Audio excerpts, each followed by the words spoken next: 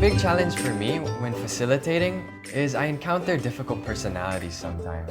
There are times when we have people who can be potentially problematic, but I say potentially because there are ways to manage them. An effective facilitator knows why they behave the way they do and how to actually respond to them positively. How do you feel about being part of the Fish Forever campaign in your community? Being part of the Fish Forever campaign makes me feel proud because I can help people realize the value of working together. Yes, I and think the helping them program is protect our really marine good. Like there's a resources. lot of activities and fun. It's just so wonderful, you know? Hi, I'm Chadi Chandra and I love chatting with my friends, my family, my neighbors, my workmates, fish vendors, everyone, just everyone. Like yesterday, you know, my neighbor, he called me and That's the chatterbox. First, take into account that some people really need to think out loud to be able to understand things better. Only intervene if you suspect that the behavior is actually disruptive to others. Let's see how our friend Jappy deals with the chatterbox. Yes, Chandra, you'd like to share your ideas with everybody? I was just sharing my ideas with her and that I totally agree with him. I think Fish Forever has encouraged everyone to be more involved in the activities. That's a great idea, but I encourage everyone to share your ideas with the group. When Jappy noticed that the chatterbox was being disruptive to the other people in the group, especially to those seated next to her, he politely invited her to join the group and share her thoughts with them. By doing this, he made the chatterbox feel that her ideas are still valued, but at the same time gently enforcing a basic principle in productive discussion that when one person talks, everyone else should listen. I also saw that Jappy encouraged other group members to contribute by sharing their ideas. That's a good observation, Andrew. By doing that, Jappy ensured that no single person dominated the discussion. When you encounter a chatterbox, avoid being personally offended and trying to keep them quiet by exerting your authority. Can you please keep quiet?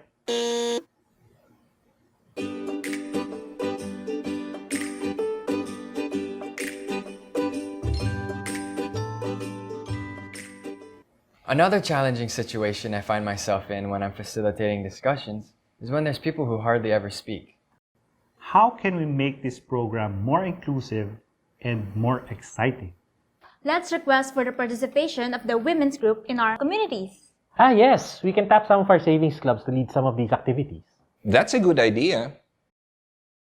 That's the silent type.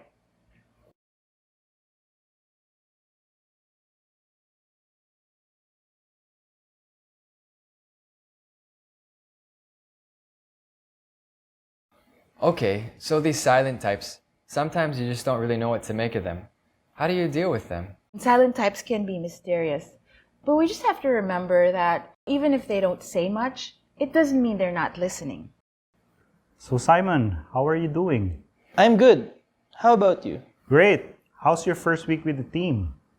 I'm okay. I'm still adjusting. That's understandable. So, how do you find our discussion in our implementation plan? I think it's good. Everyone has their own ideas. I wonder if there's a way we can ask help from volunteer or other provincial partners. Do you want to spend a few minutes after the break to share your ideas with the team? Sure. So during the coffee break, Jappy talked to the silent type to get to know him better and ask him what he thought about the discussion. And what did Jappy find out? He learned that the silent type was actually paying close attention to the discussion and that he had really great ideas.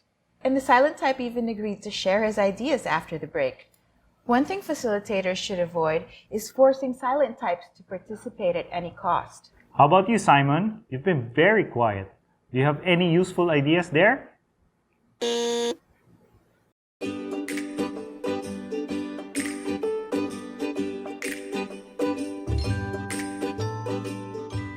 Have you ever encountered a know-all? A know-all? Okay, now we are in the process of identifying the different water use zones in our coastal waters. We are going to do this step by step, and I invite everyone to participate. I think we should put the navigation lines here. The Maritime and the Coast Guard are responsible for this. And they are also responsible for the tourism zone.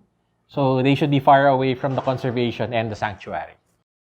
The mariculture zone is here. That's the know-all. Hi, I'm Norman Know-It-All. I know a lot of things. Everything, actually. I only have one dream, and that is to shine. Ah, the know-all. I've met many of them. They always want to be recognized as the most knowledgeable or the most experienced in the group. Great inputs, Norman. So what you're saying is we need a navigational zone, a tourism zone, a conservation zone, and a mariculture zone. Is that correct? Yes, that's correct. Okay, before we move on to the identification of the proposed zone, I encourage everyone to participate so we'll have a well-informed output.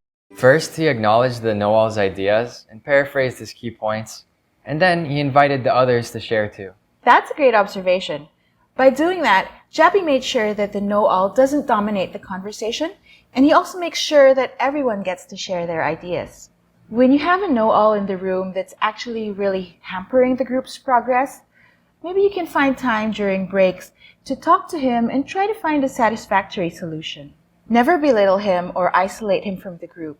Remember, we want him to be an ally, not an enemy. Okay, Norman, we're getting ahead of ourselves. Can we give others a chance to speak?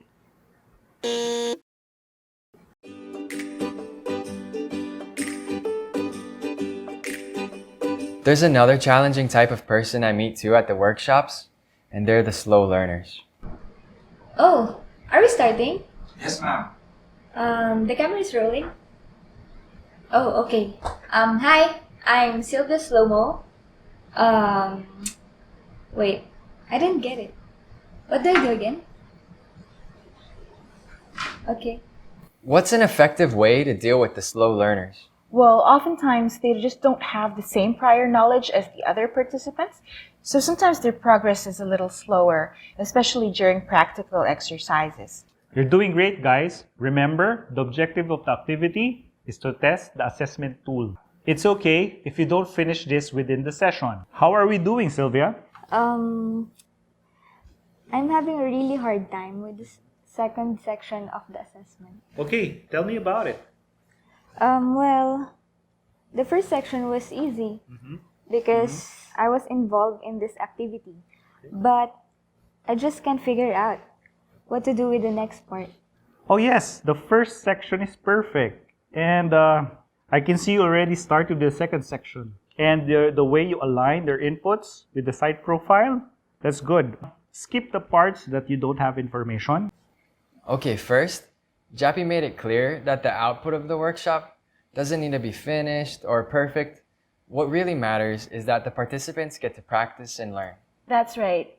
By doing that, Jappy created a safe environment for the participants to perform their task and to have the confidence to not be afraid to fail. Jappy also approached the participant because he saw she was having trouble and he wanted to ask her which part was most difficult. And did you see how Jappy provided feedback? He started talking with the participant to give her feedback and let her know what she was doing right and also some of the things that she could improve on. Yeah, by doing that, Jappy highlighted the strengths of the slow learner and motivated her to use what was working to make more progress. When you notice that there are slow learners in your group, it's good practice to not focus your attention or the group's attention towards them. It's also good practice to avoid asking them directly one of your questions. Sylvia, what section of the template are you doing now? Oh, you're already behind. What do you think about column B?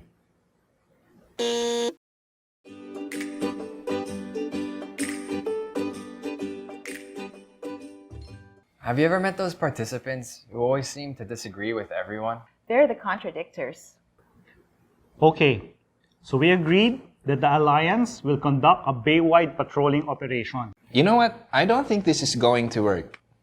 We've tried this so many times, but nobody really commits to it. I'm Conrad Contrabida. This is too bright. Sorry, sir, but this won't take long. We really need the lights, so you will look good in the video. Can you move a little bit to the left? Okay, but you know what? We shouldn't be spending too much time on these little things. Can we start now? Yes, sir. Just a little more to the left. No. Contradictors always want to be right and impose their ideas on others. How do you deal with those kind of people? Let's see what strategy Jappy used to deal with a contradictor. So, Conrad, what you're saying is, in your experience, a bay-wide patrolling operation does not work. Is that correct? That's correct. Okay. What do you think is the best way to address this? But this question goes for everybody. What did you think of this scenario, Andrew? I think what Jappy did first was paraphrase the contradictor's ideas. Then he asked some probing questions to dig deeper into the issues that he was raising. By doing that, Jappy showed the group that everyone's ideas are valued, even when they disagree with the opinion of others. He also invited the group to weigh in on the issues being raised. That's right. Jappy developed the contradictor's contributions in such a way that it helped the group's progress. When contradictors are in the room, always remember that they have the right to think differently, but just avoid assuming a moralistic air or going on a one-on-one confrontation with them. Conrad, instead of looking at things that doesn't work, why don't you look for solutions?